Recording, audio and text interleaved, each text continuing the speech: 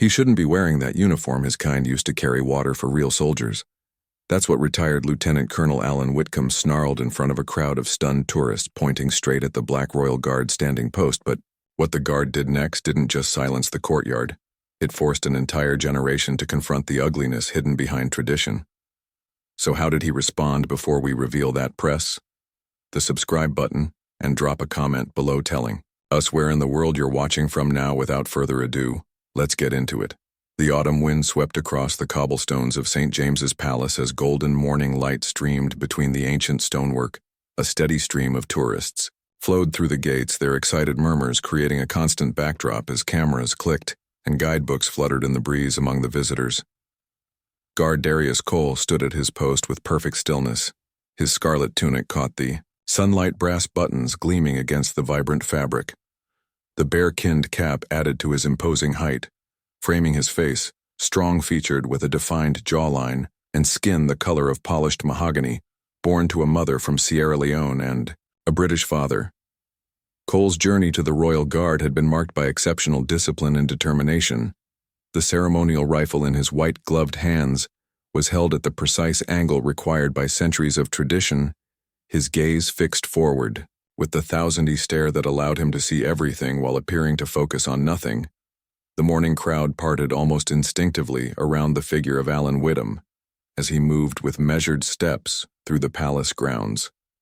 At 73, he carried himself with the ramrod straight posture that spoke of decades in military service. His shoulders squared, despite the slight stoop that age had imposed upon his frame. His weathered face bore the map of a life spent largely outdoors, deep creases around pale blue eyes that had once commanded respect, and now seemed perpetually narrowed in assessment of a world he increasingly failed to recognize. Whitcomb was dressed in the formal attire of a generation past, a tweed jacket with leather elbow patches worn over a crisp white shirt and regimental tie, polished Oxford shoes that reflected his lingering adherence to military standards of presentation. A regimental pin adorned his lapel, identifying him to the knowing eye as a former officer of considerable rank from a traditional British regiment. "Magnificent, simply magnificent," he remarked to a young family as they paused near the entrance. "Been coming here for 40 years, and the standards never falter. That's proper British tradition for you." A passing guard received Whitcomb's approving nod. "Good man, straight as a ramrod, just as it should be." His voice carried the cultivated accent of Britain's upper class, each word precisely enunciated as if still addressing troops. On a parade ground, as he rounded the corner toward the main courtyard, Whitcomb's running commentary on the excellence of the Royal Guards continued garnering polite smiles from tourists who recognized the harmless enthusiasm of an old military man. Reliving his glory days, he paused to explain the significance of certain uniform elements to a group of Japanese tourists. His manner didactic but engaging. The bearskin cap, you see, dates back to the Battle of Waterloo, a symbol of the defeat of Napoleon's Imperial Guard. We've maintained that tradition for over 200 years. Continuity. You understand, that's what makes Britain great. His impromptu lecture was cut short as his gaze fell upon Guard Darius Cole mid-sentence. Whitcomb's voice faltered, the flow of historical facts stuttering to a halt as his eyes narrowed. The tourists followed his suddenly fixed stare, their expressions shifting from interest to slight confusion at his abrupt silence. "Well, that's certainly different," Whitcomb finally muttered, his previously animated expression hardening into something altogether less pleasant. The nearby visitors sensed the shift in his demeanor, several exchanging uncomfortable glances as the old officer's posture stiffened, further his hands clenching briefly at his sides before he began moving purposefully toward Cole's position. With encircled Darius's post, with the deliberate pace of an officer conducting an inspection, his critical gaze traveling from the guards, boots to the top of his bearskin cap, tourists continued to pose for photographs nearby. Though several noticed the unusual scrutiny being applied by the elderly gentleman in tweed, standards have certainly changed. Whitcomb muttered, his voice gradually increasing in volume as if testing whether his comments might provoke a reaction. "In my day, there were traditions about who could stand guard here, proper traditions." A young woman with a guidebook frowned slightly, overhearing the comment as she guided her children past sitcom, paid her no mind. Continuing his circuit around Darius's position, The Queen's Guard represents the finest of British heritage. He announced to no one in particular, though his voice carried across the courtyard dating back to 1660 centuries of unbroken lineage and tradition. Darius remained perfectly still, his discipline unshaken. As we team moved increasingly closer, the old officer's scrutiny became more pointed, his movements more deliberately invasive of the customary space afforded to guards on duty. "I served with the 5th Regiment for 34 years, Wickham declared, addressing a small group of American tourists who had paused to watch the unusual interaction, from Aden to Northern Ireland. Back then, we understood what it meant to preserve traditions. His gaze returned to Darius, lingering, on his face with unmistakable disapproval. The regiments had standards, proper bloodlines, if you understand my meaning. Men from the right sort of families. An elderly tourist stepped forward, his Australian accent cutting through Weetam's monologue. "Excuse me, sir, but I think we should give the guard his space. It's disrespectful to crowd him with," and turned, drawing himself up to his full height. "I was a lieutenant colonel in Her Majesty's Armed Forces, sir. I believe I understand protocol regarding the Royal Guard better than most." His dismissive tone left no room for argument as he turned back to Darius. "When I led men, we had clear understandings about who could serve in ceremonial positions. Appearances mattered." His emphasis on the word appearances carried unmistakable meaning. The face of Britain's military tradition should reflect Britain's traditions. Wouldn't you agree? Darius maintained his forward gaze, his discipline absolute, despite the increasingly uncomfortable atmosphere developing around his post. The muscles in his jaw might have tensed slightly, the only possible reaction to Whitlam's provocation, but even this was imperceptible to casual observers. "I suppose times change," Whitlam said with exaggerated resignation, though not always for the better. "Some traditions shouldn't be diluted." With a final disapproving glance, he stepped back, giving Darius a mock salute that bordered on insulting in its exaggerated motion. "Carry on then, guardsmen, if that's what they're calling it." These days, the tourists around them shifted uncomfortably, several moving away from what was becoming an increasingly tense situation, while others lingered, uncertain whether intervention was appropriate. Weedham retreated to a nearby bench, his expression thunderous as he observed the flow of tourists around Darius's post. For several minutes he appeared to be simply resting occasionally, acknowledging passers-by with a curtain nod, but his gaze repeatedly returned to Darius, his disapproval evident in the hard set of his jaw and the drumming of fingers against his knee. After several minutes, Whitcomb rose and strode back toward Darius's position, his restraint visibly abandoned. "You know," he announced loudly, "my grandfather served in the colonial service in West Africa, had dozens of men under his command who looked rather like you." The deliberate emphasis made his meaning unmistakable. They were servants, of course, knew their proper place. A ripple of discomfort spread through the gathering tourists. Another mom guided her child away, while others watched with concern. The guard was for men from established families, men who represented the empire's best traditions, men who belonged. Whitram continued, positioning himself directly in Darius's line of sight. A tourist stepped forward. "Sir, that's extremely inappropriate. You need to stop." Whittam rounded on him. "This is between military men. Civilian, this doesn't concern you. It concerns anyone who doesn't want to hear that kind of talk in public," the man replied firmly. Several tourists murmured in agreement, forming a loose semicircle around the confrontation. Whitcomb surveyed them with contempt.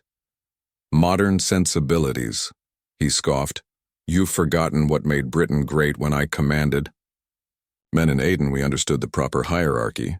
Men like him."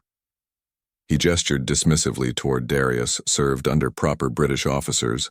"They didn't stand guard over our royal traditions." He turned back to Darius, stepping closer than protocol. "Aloud, I'd like to know who made the decision to place you here. What commanding officer thought this was appropriate? The guard regiments have centuries of tradition, specific traditions about who could serve." Wickham's voice rose as his frustration at Darius's continued non-response grew. "I earned my commission at Sandhurst when standards still meant something. 34 years serving Queen and country. I was decorated twice for valor in combat operations. You couldn't begin to understand." He leaned slightly forward, examining Darius's uniform insignia. "Staff sergeant. Is it in my day you'd never have received a stripe?" let alone stood post at the palace. Your kind were assigned appropriate duties: cooking, carrying, cleaning, not representing. The crown, the semicircle of concerned tourists, had grown, many recording the incident on their phones while others looked around for security personnel. Palace staff had noticed the disturbance and were conferring nearby, clearly monitoring the situation while assessing the appropriate response to a confrontation. Involving an elderly former officer, the empire was built on order. Witham declared, shifting from personal attack to historical lecture, everyone in their proper station the moment. We forgot that everything began to crumble, and now look, they've even changed the guard to suit modern politics. Whitcomb stepped directly into Darius's personal space, close enough that his breath was visible, as small puffs of condensation in the cool autumn air between them. His voice dropped to a menacing whisper, though still audible to the nearest onlookers. Stand aside, guardsmen. That's an order from a superior officer. The command was delivered with the absolute expectation of compliance, as if decades of retirement had done nothing to diminish his authority. You have no business wearing that uniform or standing at this post. Darius remained motionless, his training holding firm. Despite the unprecedented provocation, the only sign of his awareness was a slight adjustment in his breathing, controlled and measured, the technique of a soldier managing stress in a combat situation. I said, stand aside. Whitham's voice rose sharply, drawing the attention of tourists across the courtyard. Your presence here is an insult to every man who properly served before you. Your ancestors would have been carrying water for real soldiers, not pretending to be one. He circled Darius again, his assessment deliberately degrading. Look at him. Everyone, this is what happens when tradition falls to political correctness, a costume on someone who doesn't understand what it represents. Several palace security personnel had begun moving toward the confrontation, their approach measured but purposeful, sensing their advance. Whitcomb escalated further, determined to provoke a response before intervention could occur. My grandfather owned men like you in Sierra Leone. He stated his wild guess at Darius's heritage, revealing both his prejudice and ignorance. They worked his plantation and knew their place in the world. They certainly didn't stand guard at the palace. An elderly woman gasped audibly at the comment, while a young British Asian man stepped forward, only to be restrained by his companion, who whispered something about not making it worse. I commanded real British soldiers. Wickham continued, his complexion reeking with each unanswered provocation, men from proper families with military histories going back generations. What's your lineage, boy? Cotton pickers, tribal warriors, certainly not soldiers of the crown. The security personnel had nearly reached them, when Whitcomb, in a final desperate attempt to provoke a response, drew himself up and deliberately spat on the ground, directly beside Darius's immaculately polished boot. The action was so unexpected, so contrary to the military bearing Witham had otherwise displayed, that the crowd collectively gasped. That's what I think of your service, he declared, loud enough for everyone in the vicinity to hear. An insult to the uniform, a mockery of tradition. Stand down and remove yourself from this post. That's a direct order. For several seconds, the tableau held Whitcomb's aging frame vibrating with indignation. Darius maintaining his ceremonial position with perfect discipline, the crowd and security personnel frozen in the moment of transgression. The courtyard seemed suspended in time, the weight of centuries of tradition and decades of prejudice hanging in the air between the two men. Then, with a precision that spoke of thousands of hours of drill practice, Darius Cole moved. The movement was not a flinch or startled reaction, but the deliberate, controlled shift of a soldier making a conscious decision. His head turned exactly 90 degrees to face Whitcomb, directly, the movement so precise it seemed mechanical rather than human. Sir Darius spoke, his voice carrying the measured authority of command despite its respectful address. I believe we need to have a word.